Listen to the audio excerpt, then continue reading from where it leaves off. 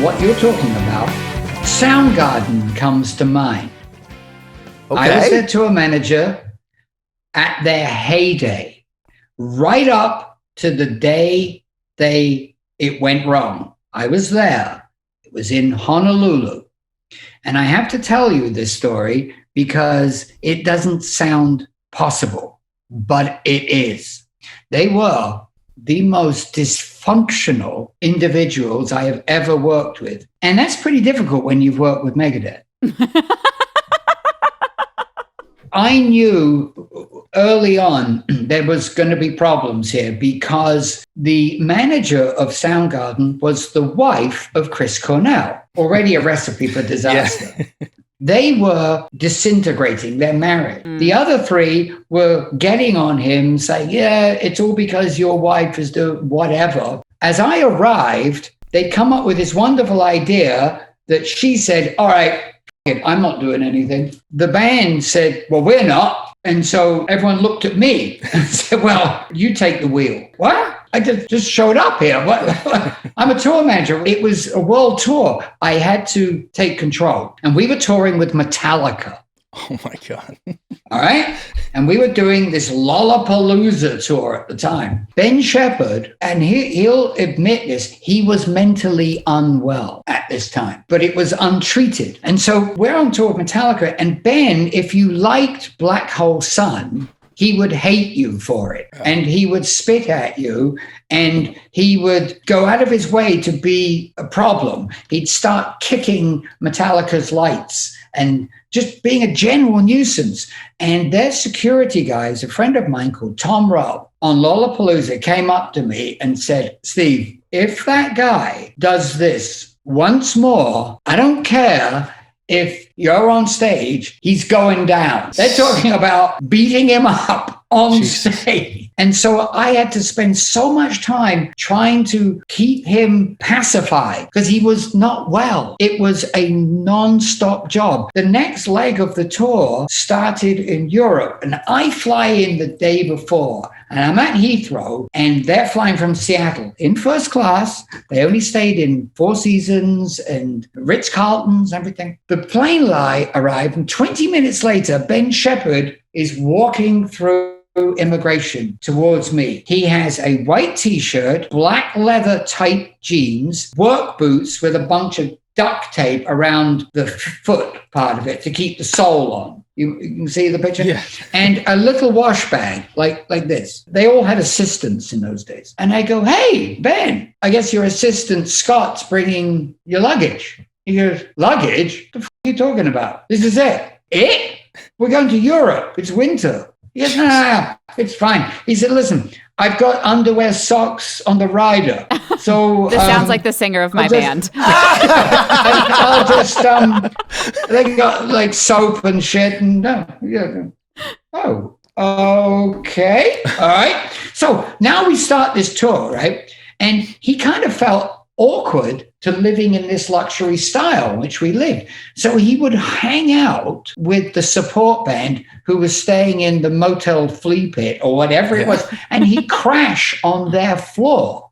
We still have the Ritz-Carlton suite or whatever, and pay for it, of course. I mean, and he would. Ben's on the futon at the one stage below Holiday Inn that Ernie bought. Just like the Garden Inn or whatever it is. Yeah. And so that sort of thing would go on. We're in North Carolina or South Carolina. The guitar player, Kim Thile, was of Indian descent, and he had a persecution complex that he was convinced that everybody was out to get him. So he's a paranoid schizophrenic? Correct. Is he actually a paranoid schizophrenic? He was. And he liked drinking. We were at this hotel in the South, and there was a wedding, and it was a very white wedding. They are obviously Soundgarden and a rock band. We are going to the elevator, Kim and I, and these very drunk bridesmaids come up to him and go, oh, we want a picture. We want a picture. And he said, well, I don't want you to take my picture. And they're all drunk, and they took the picture. And he gently slapped her across the face. Now, we're in the South. He's basically Indian, as you can imagine, where this is going. She went and told Daddy.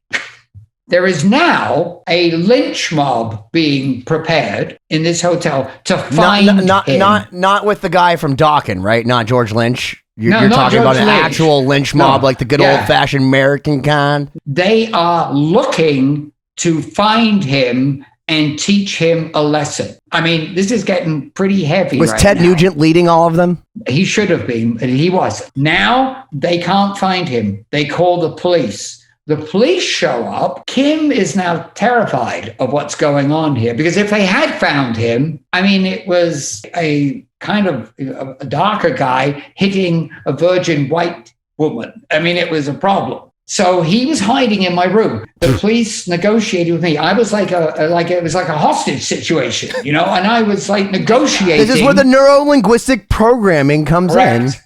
Correct.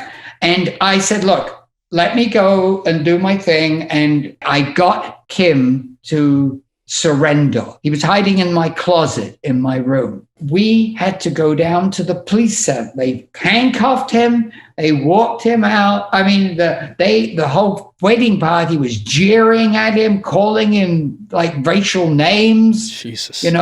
Which the police didn't seem to worry about. I spent the whole night sitting there. You do have a dude that just hit a chick, so I can understand them not giving a flying. Because but that's not appropriate behavior. Not at all. But it was gentle. It was wrong. No question. I spent the whole night on with lawyers because we were on stage the next day.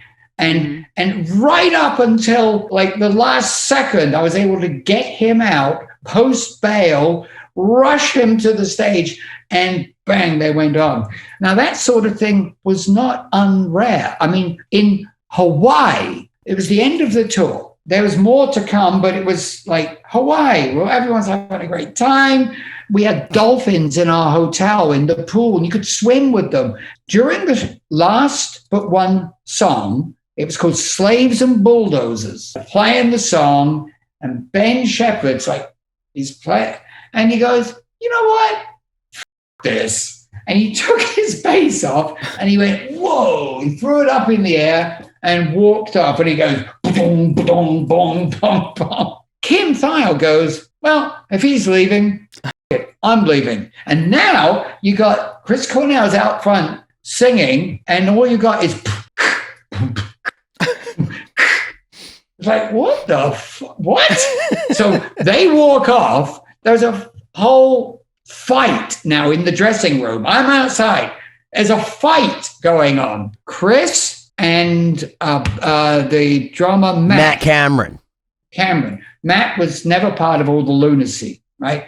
They walk out and they do My Wave with an acoustic guitar and drums, and that was the ignominious, sad end of Soundgarden. It ended that night in Honolulu. Now, here's the kicker. The original thing was at the band hotel, band and crew, all going to get together. We get out of there because we did that Elvis has left the building thing when we leave. Ben Shepherd goes to the bar to wait for the crew.